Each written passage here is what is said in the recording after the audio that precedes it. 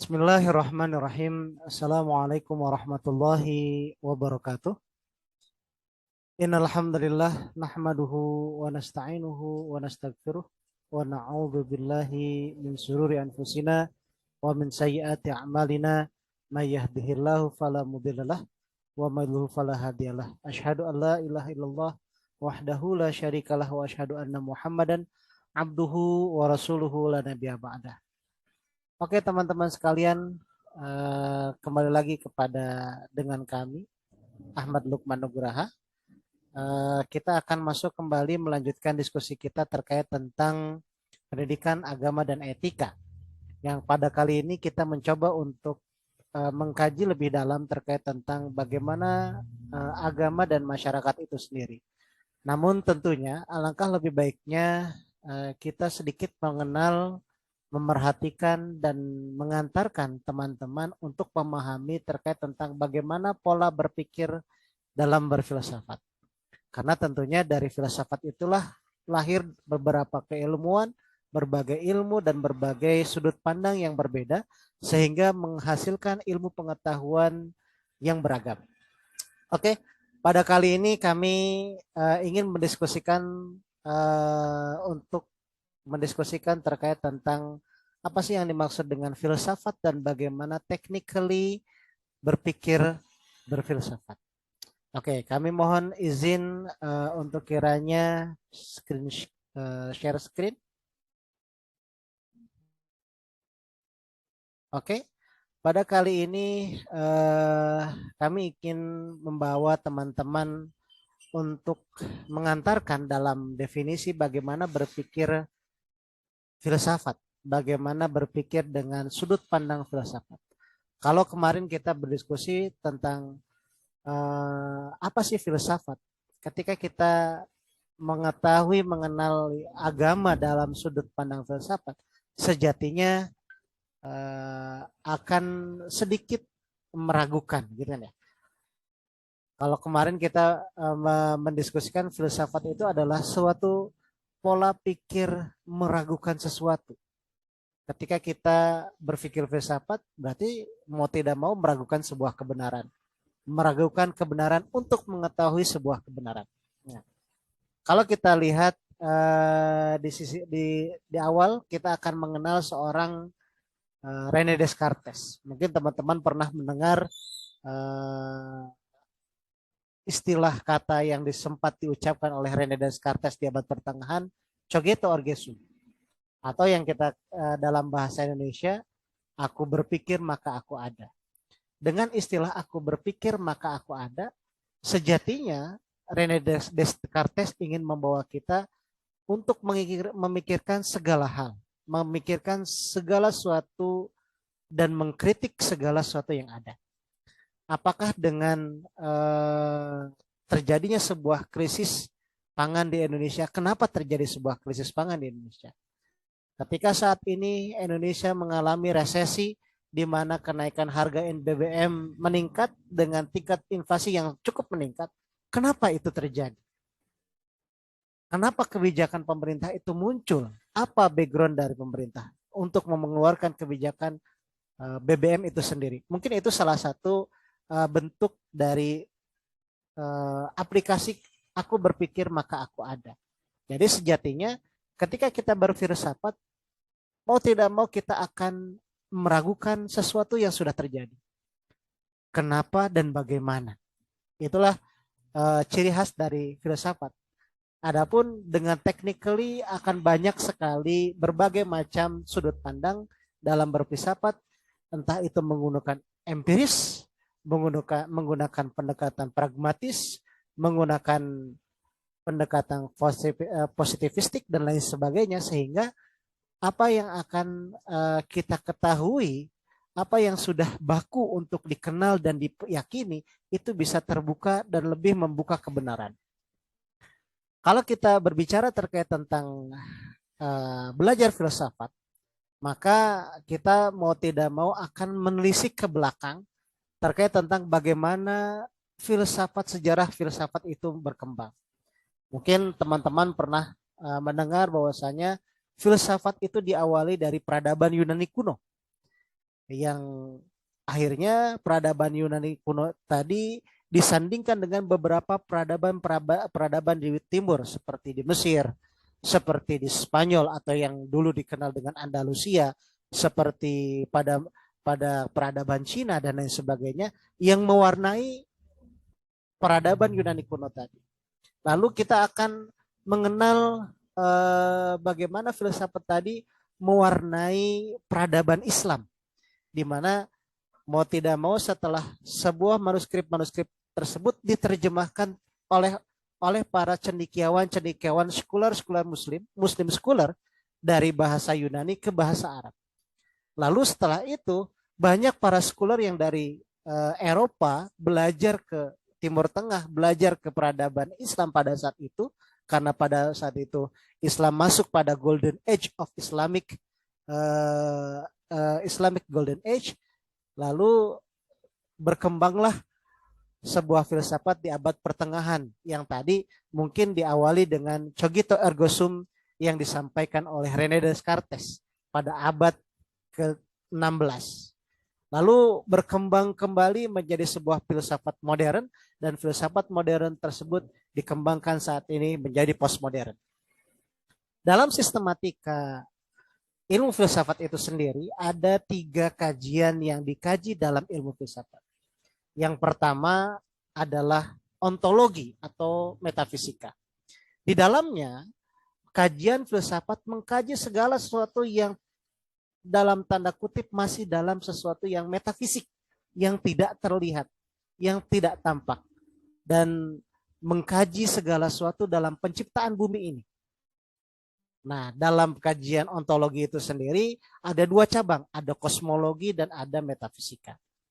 Lalu selain bagaimana mengkaji sesuatu yang yang tidak tampak dan sesuatu dalam penciptaan bumi ini, kajian yang kedua adalah kajian epistemologi atau yang mungkin yang lebih kita kenal sebagai filsafat ilmu.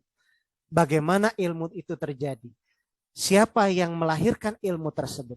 Bagaimana ilmu itu terbangun dari setiap peradaban atau dari setiap case per case atau setiap kasus per kasus, sehingga ilmu itu bisa terbentuk secara sistematika dan kita pelajari saat ini. Nah, epistemologi pun terbagi menjadi 2 kajian. Yang pertama adalah epistemologi itu sendiri, lalu yang kedua ada logika. Lalu kajian yang ketiga dalam filsafat itu adalah aksiologi, mempelajari dan mengkaji terkait tentang nilai. Di dalamnya nilai ada 2, nilai dalam masyarakat dan nilai dalam keindahan. Ada etika dan ada estetika. Tentunya ketika kita belajar terkait tentang pendidikan agama dan etika, mau tidak mau kita harus mengenal dulu unsur atau pilar dari etika itu sendiri, yaitu adalah filsafat. Yang kita kaji, yang kajian tersebut masuk ke dalam filsafat aksiologi. Yang di dalamnya ada etika dan ada estetika. Nah, untuk lebih jelasnya mungkin nanti kita akan bahas di kajian pada kajian berikutnya. Nah, ada beberapa keajaiban yang lahir dari dunia filsafat Yunani itu sendiri, yaitu bangsa Yunani memiliki banyak mitos yang dapat dianggap sebagai perintis dalam kajian filsafat. Dari mitos tersebut, kita merupakan percobaan untuk mengerti tentang fenomena yang ada di sekitar manusia. Kajian Aristoteles, kajian Plato, dan kajian Socrates itu mengkaji segala sesuatu yang terjadi di muka bumi ini. Memikirkan kenapa bumi ini ada, bagaimana manusia itu diciptakan, dan bagaimana bumi ini digerakkan. Lalu di sisi lain, Yunani pun pada saat itu kaya akan sastra, dan sastra menjadi sebuah yang digemari oleh masyarakat pada saat itu, sehingga masyarakat Yunani lebih condong untuk mengenal dan mengenyam pendidikan yang pendidikan bagi rakyat Yunani untuk mencapai kesejahteraan. Nah, lagi-lagi peradaban Yunani ini tidak bisa berdiri sendiri, karena peradaban Yunani ini dipengaruhi oleh peradaban-peradaban yang ada di sekitarnya. Contoh seperti peradaban Mesir.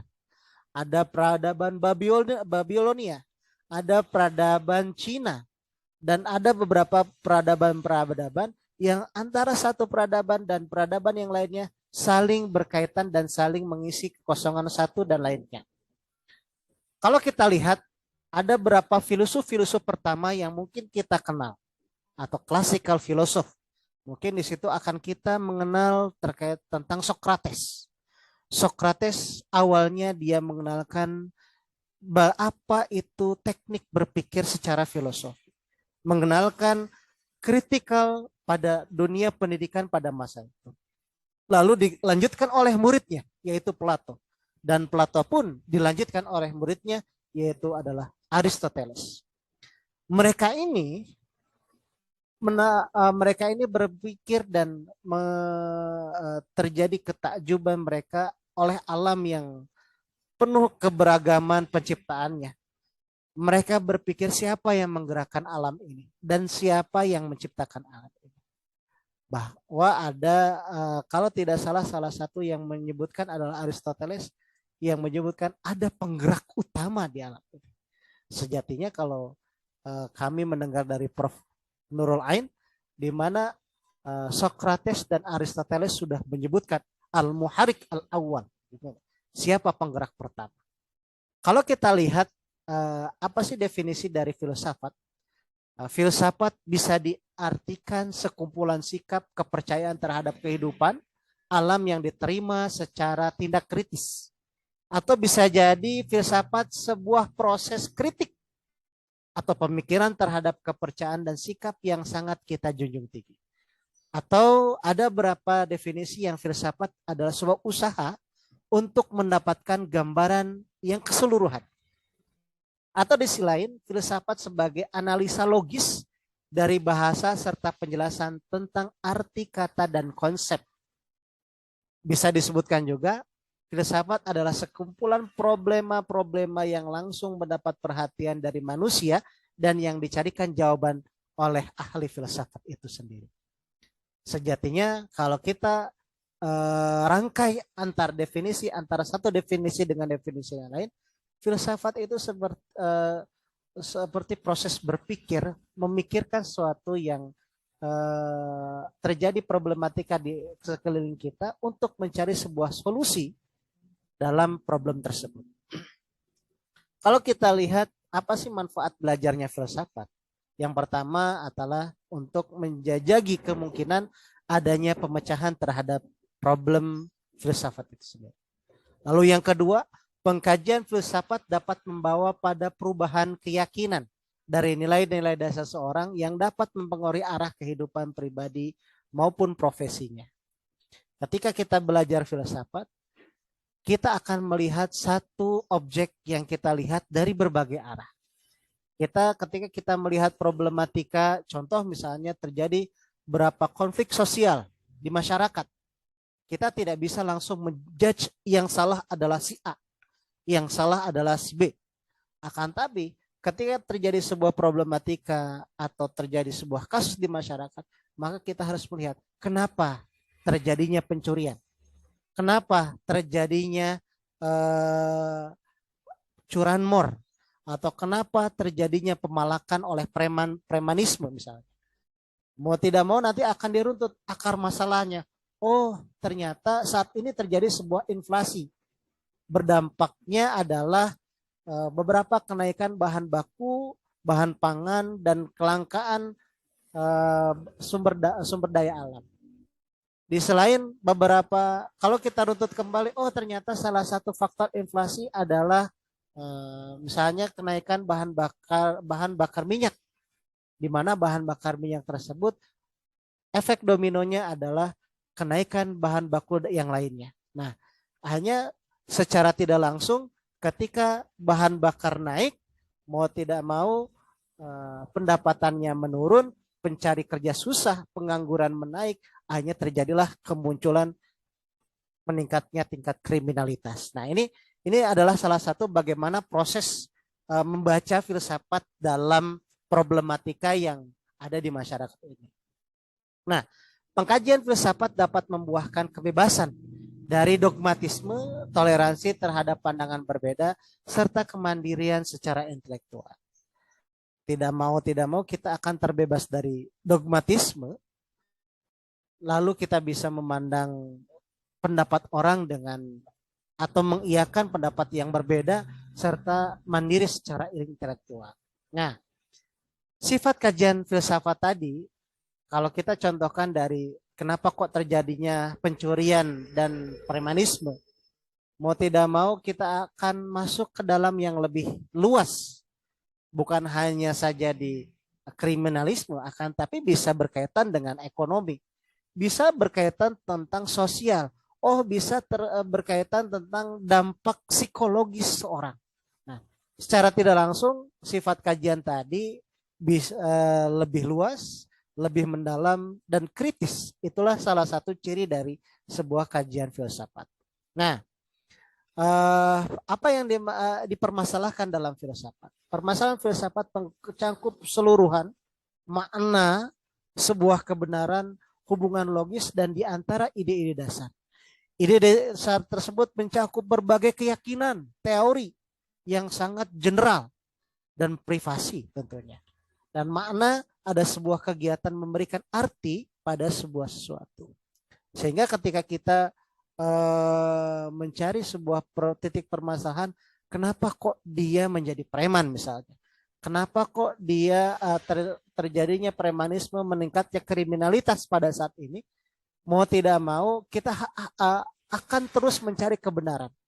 Apa dampak dari satu hal dengan hal yang lain? Apa dampak dari kebijakan BBM yang meningkat dengan inflasi? Apa dampak dari inflasi? Yaitu dampaknya adalah kenaikan harga bahan pokok lainnya. Apa dampak dari kenaikan bahan-bahan pokok lainnya? Yaitu meningkatnya bahan sekunder lainnya. Nah, sehingga apa? Peningkatan harga ini tidak dibarengi dengan peningkatan pendapatan. Dan akhirnya apa? Banyak orang yang mencari jalan pintas. Nah, inilah yang disebut sebagai hubungan logis antara satu kasus dengan kasus yang lain. Antara satu permasalahan dengan permasalahan yang lainnya. Oke, kalau kita mengkaji lebih dalam, apa sih yang menjadi objek filsafat? Bisa berupa objek materi, bisa berupa objek formal, atau mungkin objek materi tadi ada atau tidak ada. Format tadi bisa mencari keterangan yang sedalam-dalamnya. Adapun alur berfilsafat yaitu menyadari adanya sebuah masalah, lalu meragu-ragukan, menguji secara rasional anggapan-anggapan tadi, memeriksa penyelesaian yang terdahulu, menyarankan hipotesa, melakukan verifikasi, dan akhirnya menarik sebuah kesimpulan. Akan tapi memang tentunya akan terjadi banyak kesalahpahaman dalam filsafat. Filsafat tidak bertujuan bersaing ya. Lagi-lagi filsafat bertujuan berjalan bersama antara filsafat dan sains. Tidak bersaing antara filsafat dengan teologi. Walaupun gara-gara filsafat banyak persaingan dalam teologi. Dalam peradaban Islam muncul pergeseran atau konflik antara Ibnu Taimiyah dan Imam Ghazali misalnya. Dalam peradaban Eropa, pertengahan Eropa muncul perpecahan sekte antara Katolik dengan Protestan. Itu salah satunya adalah dengan pergesernya metode berpikir masyarakat sehingga muncul gesekan-gesekan. Yang satu lebih terbuka, mana masyarakat yang lebih terbuka dan mana masyarakat yang lebih tertutup. Nah, filsafat tadi lebih menganjurkan pada sebuah keterbukaan dari data-data yang empiris, dapat diamati dan misterius. Dan tentunya dari filsafat ini kita akan lebih berpikir lebih terbuka, terlepas dari dogma-dogma yang bersifat dogmatis dan kita meragukan sesuatu hal yang kita anggap itu suatu menjadi ketetapan. Nah, kalau kita lihat memang ada perbedaan antara filsafat yang berkembang di timur, di peradaban Islam, dan berkembang di barat, di peradaban Eropa. Lagi-lagi memang dua-duanya saling mengisi antara satu dan lainnya. Karena tentunya jika di Eropa atau di Barat itu lebih empirical, lebih condong kepada saintis. Karena lagi-lagi dalam kurun sejarahnya mereka mensekularisasi diri dengan agama sehingga agama lebih didudukan di gereja dan mereka lebih mengedepankan saintis sehingga perkembangan ilmu pengetahuan dan teknologi yang cukup besar. Nah, berbeda hanya dengan di timur yang lebih condong untuk lebih condong untuk mendalami tentang jiwa, psikologi dan realitas di belakang dunia yang empiris ini, lebih mendalami tentang bagaimana kajian-kajian ayat-ayat Al-Quran dan makna-makna yang ada di dalamnya. Nah, inilah yang membedakan antara dua perkembangan tadi. Di barat lebih menekankan pada pemuasan duniawi yang menimbulkan kompetensi, sedangkan di timur lebih menekankan kesederhanaan dan harmonisasi. Barat memberikan tekanan pada realitas dan nilai waktu, timur yang baik itu diperoleh melalui pencarian zat yang satu dalam diri dan di luar diri untuk mencapai sebuah nirwana tadi. Barat cenderung mengeksploitasi alam, sedangkan timur lebih menekankan keharmonisan dengan alam. Barat lebih menekankan pada know what, mengetahui dengan apa dan mengetahui kenapa, sedangkan di timur adalah pengetahuan bagaimana proses itu sendiri. Saya kira kalau kita lebih sadar kembali terkait tentang bagaimana filsafat itu bisa mewarnai pola pikir seorang, mau tidak mau ketika kita belajar filsafat kita akan mengenali siapa gurunya, dari gurunya dan siapa gurunya. Karena warna tadi tidak lepas dari antara satu warna dengan warna yang lainnya. Maka dalam berfilsafat kita tidak hanya dihadirkan dengan ide seorang filosofi, tapi kita dihadirkan siapa guru filosofi itu tadi. Bagaimana mewarnainya, berapa lama ia mengenyam pendidikan dan lain sebagainya. Mungkin terkait tentang pengantar filsafat kami cukupkan dengan sekian. Wabillahi taufiq wal hidayah, waridhu wal inayah. Semoga dengan apa yang kita diskusikan dan kita sampaikan bisa bermanfaat dan tentunya untuk mengembangkan keilmuan kita dan keilmuan keislaman dan memberikan keyakinan dalam keimanan kita. Syukran. Assalamualaikum warahmatullahi wabarakatuh.